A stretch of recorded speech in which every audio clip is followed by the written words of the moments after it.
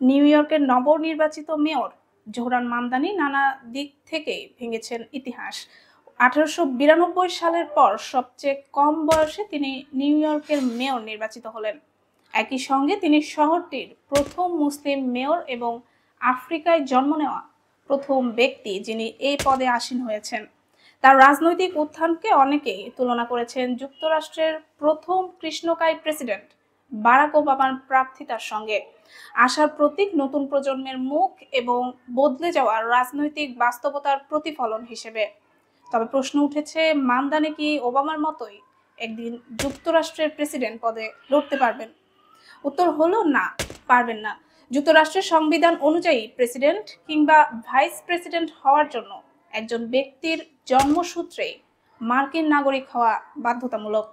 অর্থাৎ যুক্তরাষ্ট্রের মাটিতে জন্মগ্রহণ না করলে প্রেসিডেন্ট পদে প্রার্থী হওয়ার সুযোগ নেই। জোহরান মামদানি জন্মেছেন উগান্ডার রাজধানী কাম্পালায় 1991 সালে। তার বাবা মা দুজনেই ভারতীয় বংশোদ্ভূত।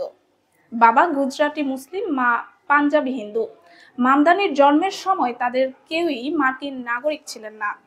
মামদানি যখন 7 বছর বয়সী তখন পরিবার সহ যুক্তরাষ্ট্রে আসেন। দীর্ঘ সময় এখানে বসবাসের পর তিনি 2018 সালে মার্কিন নাগরিকত্ব লাভ করেন। তিনি নিউ ইয়র্কের মেয়র হিসেবে ইতিহাস গড়লেও হোয়াইট হাউসে দৌড়ে নামার সুযোগ তার নেই।